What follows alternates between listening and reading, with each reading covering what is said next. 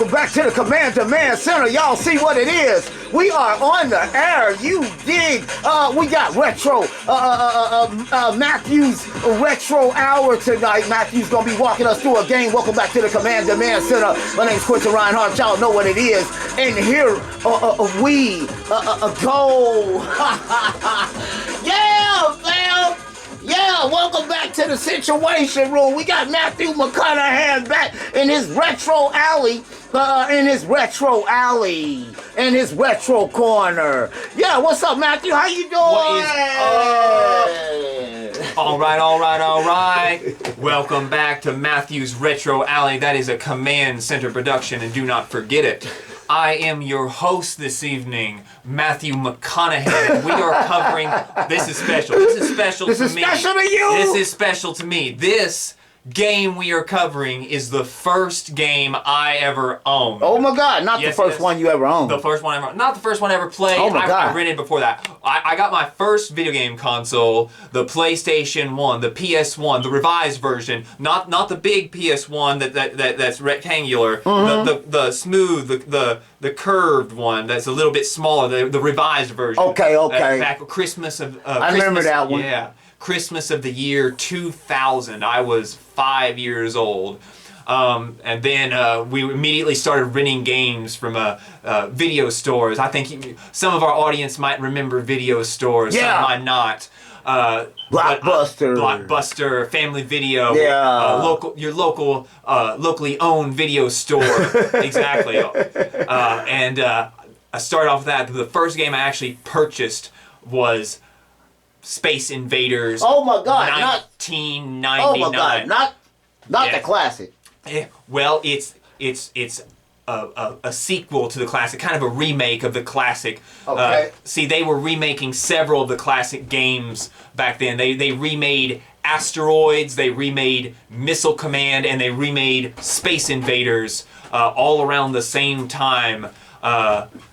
They were trying with 2D, 3D graphics mixes. Okay. And this one is basically I would consider it the 20th anniversary revised edition of the original arcade classic Space Invaders. Oh my God! I remember when that came out. That was a big, huge. It's still around. Yeah, I mean, I played the original Space Invaders and I had a blast. You can even unlock the original Space Invaders inside the 1999 version. It's a special unlock. Oh, okay. I believe, for beating the game. And this is in the PlayStation version? This is in the PlayStation version. Now, it also came out for the Nintendo 64, Game Boy Advance. I believe they also had a Game Boy Color port. Okay. But it's nothing like this one, so I don't even know why it shares the same name. In Japan, it's called Space Invaders X. Oh, yeah. It's called what now? Space Invaders X. Oh, okay. Yes. Okay.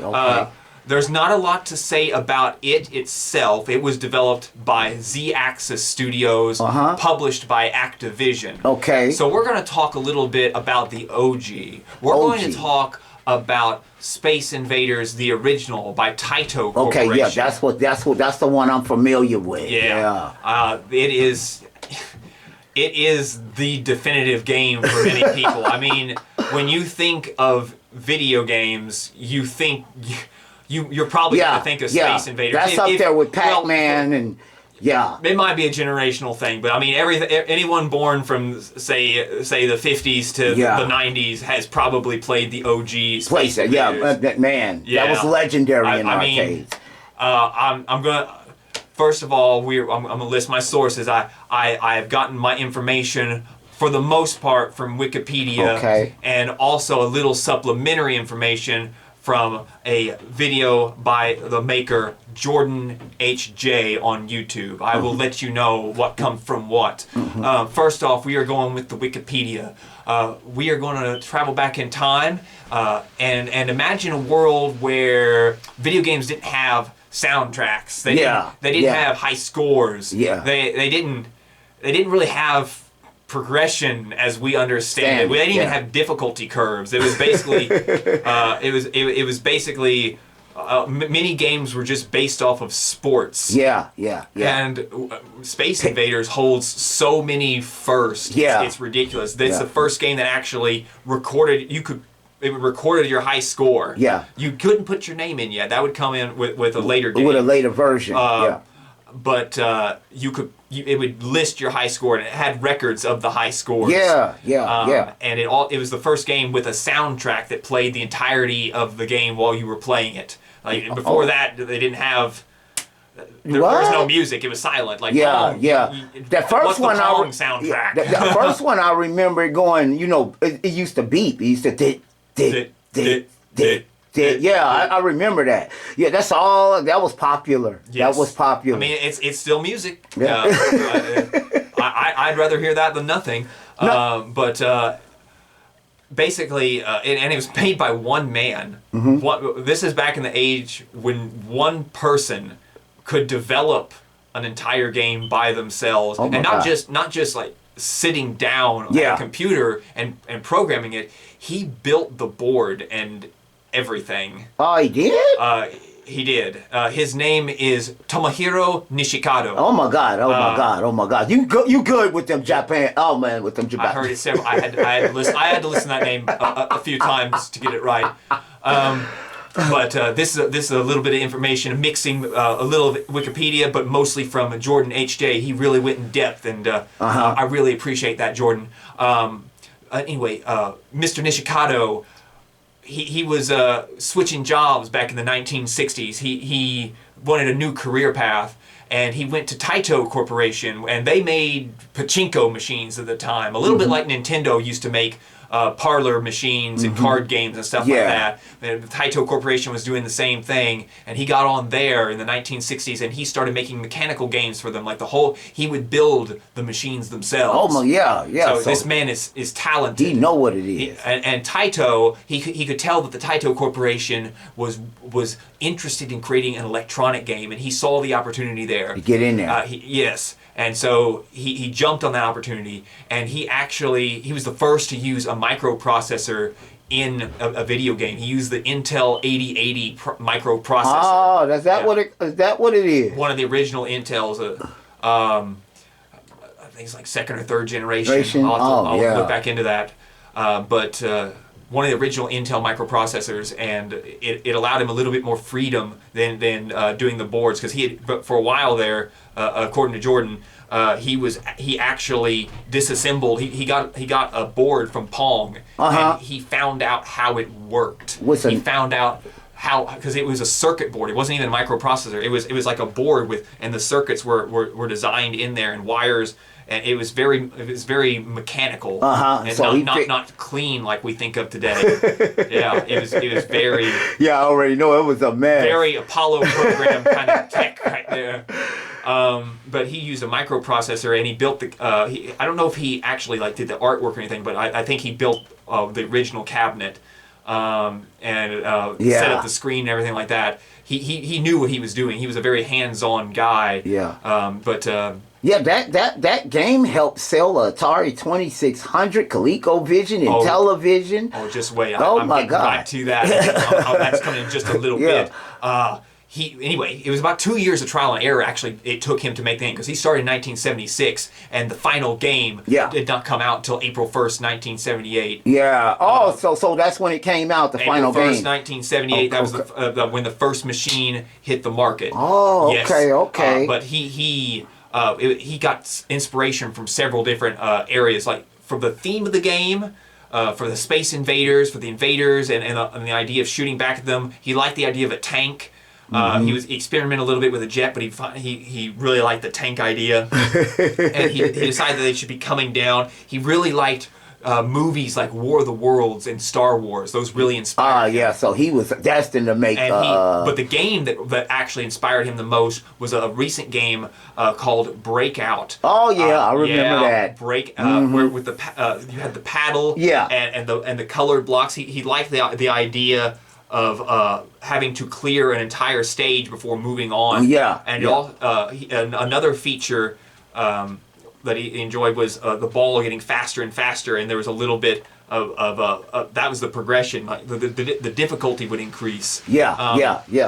But he would refine that into the modern difficulty curve that we know now, because and it's a little bit of an accident. The way he wanted them to move faster, but they couldn't move very fast with all those aliens on the screen. The processor couldn't handle it, so they moved slowly at first. And he noted it was actually a glitch as the aliens were destroyed. The processor had more power to make them move faster. And there we go. And that's how he decided. There we go. There we go. And each stage they would get a little bit lower, and through those just two simple, the faster and the lower, those two simple mechanics, was how he made the modern difficulty curve. Where it would start off low and get a little higher, and then it reset a little bit, and then it would get difficult again, and then the next stage it would reset a little bit, but never as low as it was in the beginning of the previous stage. And so you have a curve, and a curve like that, and that's basically what we still use for even modern games. Yeah, them same three waves. Yeah. Go ahead. And Taito Corporation took a look at this game and thought, I'm not sure if it's going to sell well. It seems really hard because all the other games they were developing, you could play for 5 minutes or so, but in Space Invaders, you could die in 10 seconds. you could lose all your lives. Like that. Yeah, I know. No one's going to put in 100 yen coin for that. No. But they were proven wrong on April 1st, 1978, when it became an explosive hit. Yeah, I know. And despite Taito Corporation underselling it, they had two other games that they promoted above Space Invaders. But Space Invaders was a third on the list, and yet it still outsold them all, and it's still around today. There's an unfounded, it's false, basically, rumor that there was a shortage of 100 yen coins. That's not true,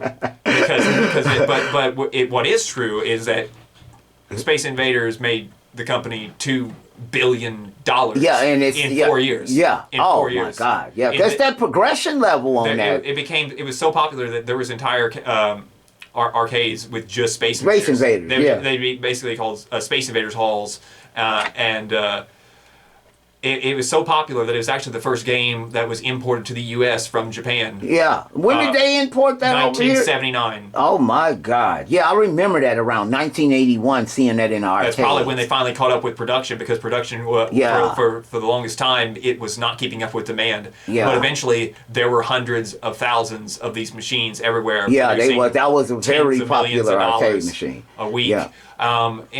So everyone was proven wrong.